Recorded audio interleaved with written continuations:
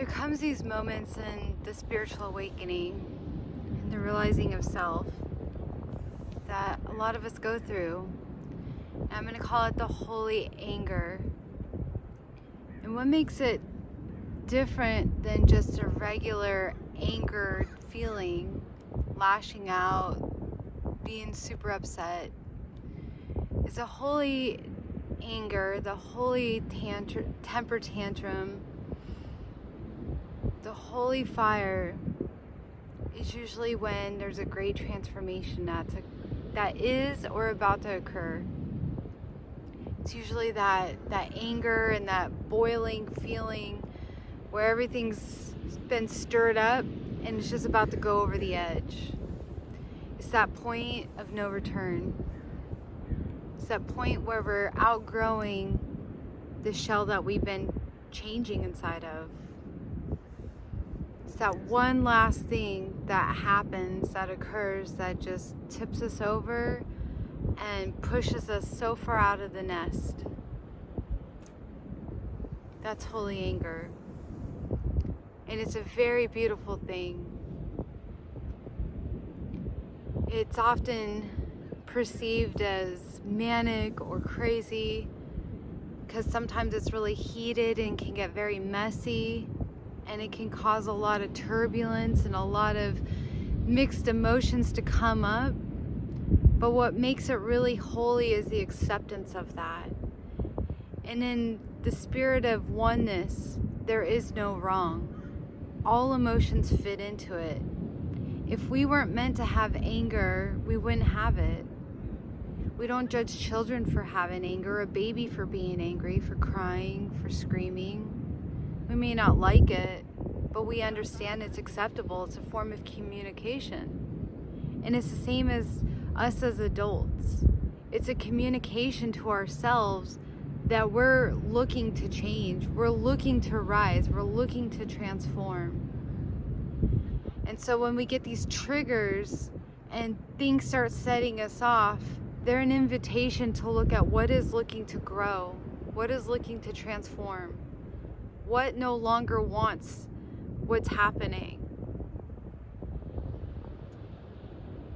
Often their big triggers are within relationships, friendships, partnerships, work relationships, neighbors.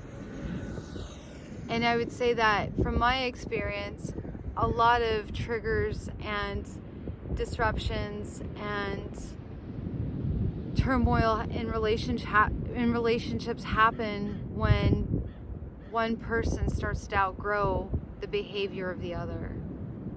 Maybe there was this shared agreement, it's not stated, but this agreement that it's fun to gossip or to talk, poorly about oneself, and one of the people in the relationship's like, I'm changing that. And so when the other person does that, it starts to create this static between the relationship, because one person's like, I no longer want to be that way, and the other person's still fighting to be that same way. There's just one example, but I would say that a large amount of fights that occur are because there's a shift in the perception of what the two people used to be agreed upon, usually unspoken. There was harmony when they were both the same, and now there's disharmony when somebody chooses differently. And so these moments of anger are a call to acceptance. They're a call to looking inward and seeing what the other person might be reflecting, that we are now ready to choose differently.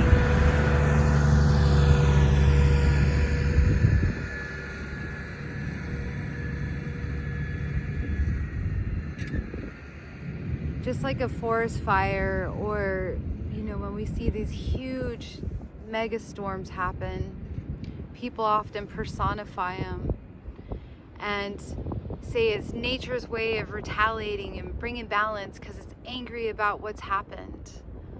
It's angry about the overbuild or the overpopulation. It's trying to restore some balance. And it kept seeing that our anger's the same way. It went so far this way. We went so far in this direction.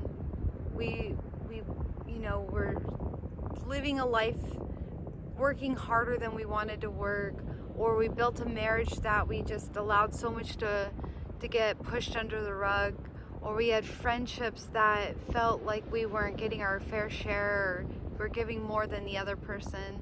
And we pushed this way for so long that all of a sudden, it's just usually this one thing that tips us over the edge, and it wants to make everything collapse and bring some sort of balance and equanimity to the situation, to ourselves.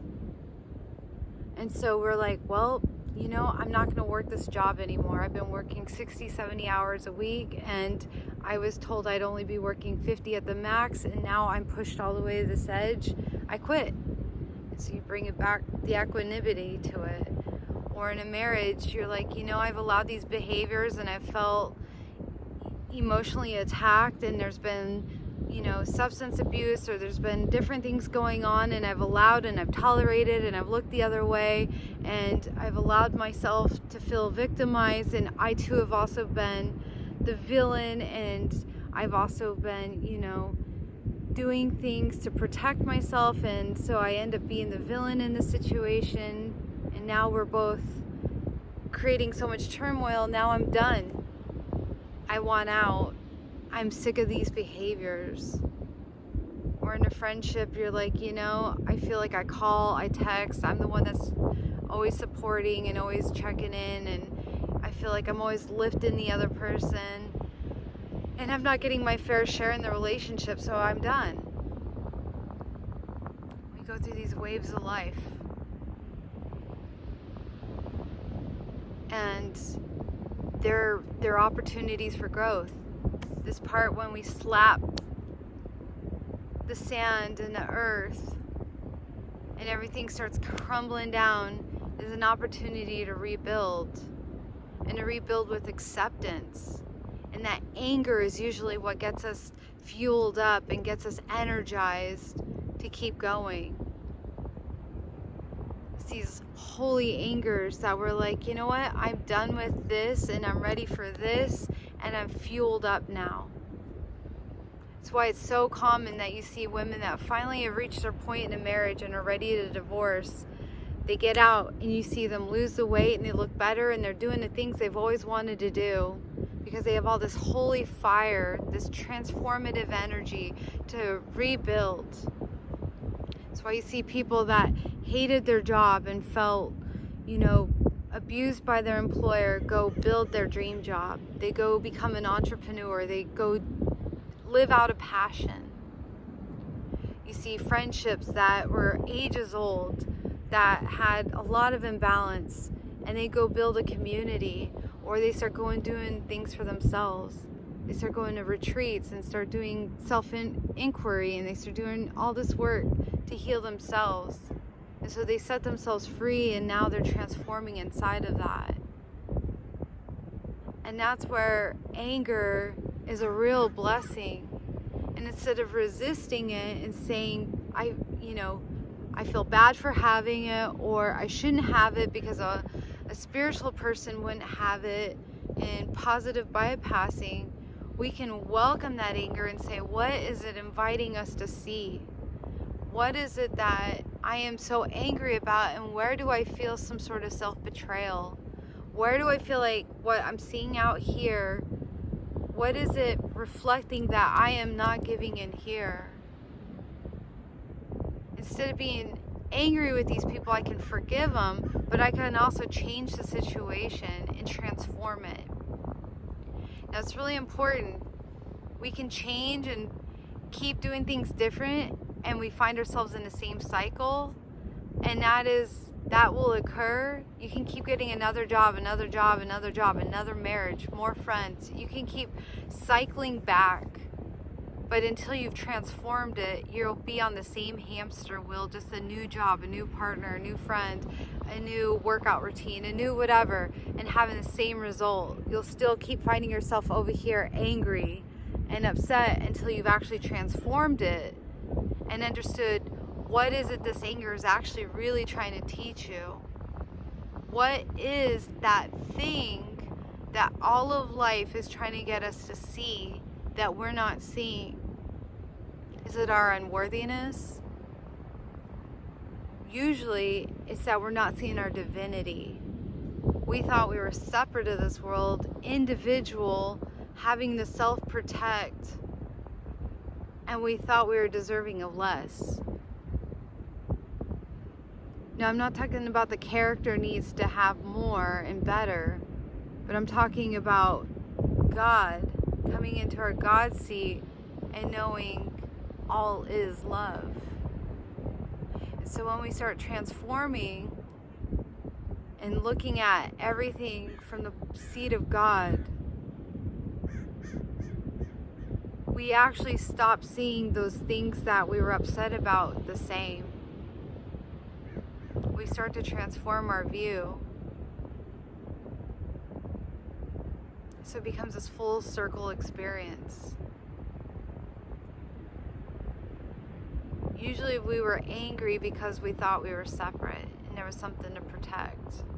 But when we come full view and see ourselves from the place of God, we can actually look at that situation with so much love and gentleness, acceptance, beingness,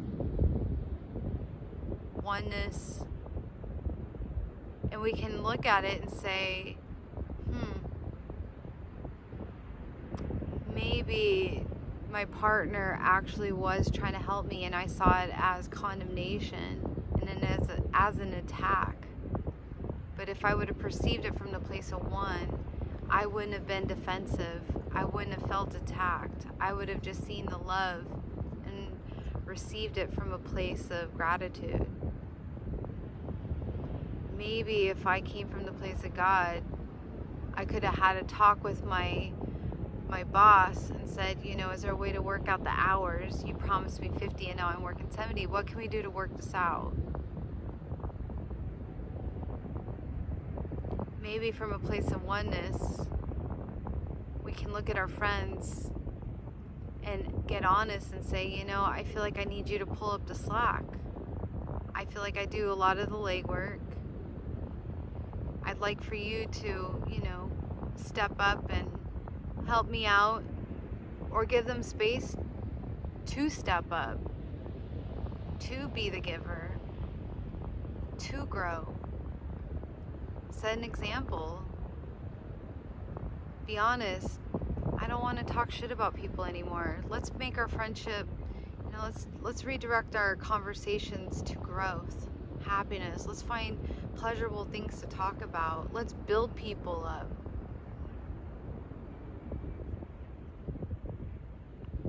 Show them a different way of support. It's a full circle experience because our anger often takes us to move and transform, but then leads us back to one. It leads us back to looking inward and seeing where we thought we had something to protect.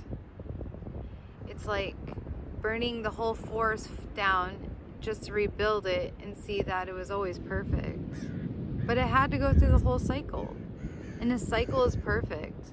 Sometimes we burn bridges with people and jobs and situations and with ourselves, only to go all the way back and see, geez, if I would have just had a different perception about it, it wouldn't have been that bad. But that's growth. That is the spiritual evolution. And that is what we do. And this is how we break karmas and samsaras. Is sometimes we have to just push through that anger and we have to break things up only to be humbled and to transform and to have a huge perception shift to see that nothing was actually wrong. We just had a view of separation rather than oneness. We thought we were this limited character who had to protect themselves rather than coming from the seat of oneness and seeing God inside of all of it, seeing the divinity in our friend. Maybe our friends can't show up because they're going through something that they haven't even shared with us. Maybe they just need a little more tenderness. Maybe the boss is putting on more work because they too are suffering. And so something, some kind conversation with them could be the very thing that lifts them and opens up a very heart-filled conversation where the work can change and transform for both of you.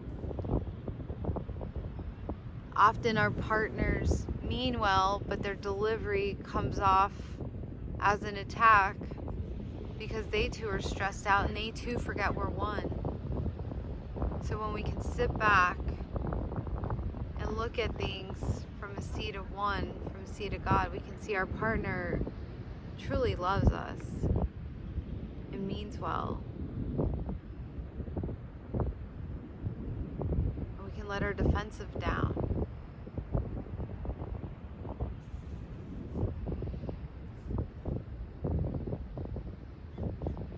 It's just amazing. It's amazing how the full cycle. But again, we see this in babies. We see this in children. They're so angry that we took a toy from them and put them to bed. But then after they get the rest, they're like, oh, I feel so much better. And as they grow, they start to understand that. And so do we. Our anger is helping us to take a nap and to rest and to look inward and to see.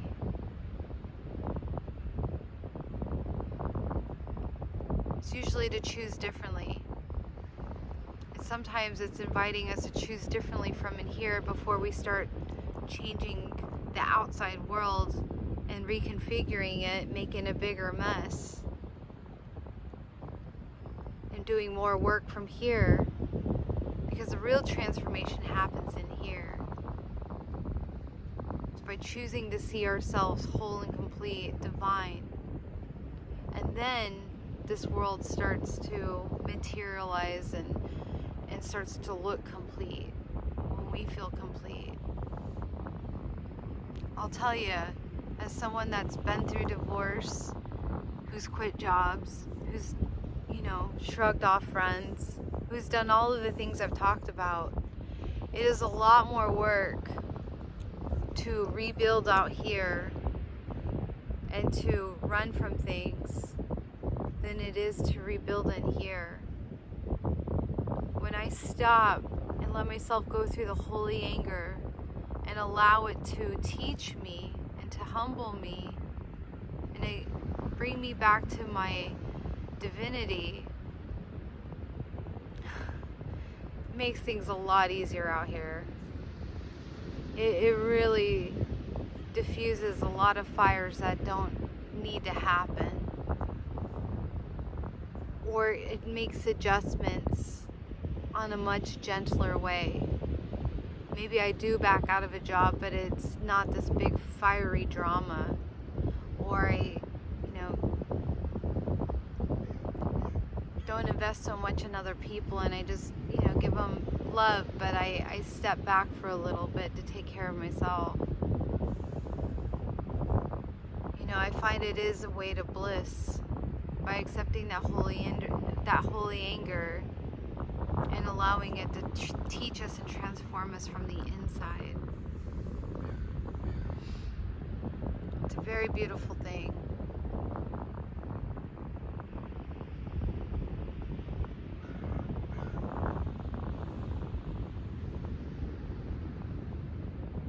May you allow your holy anger to teach you and to lead you back to your essence.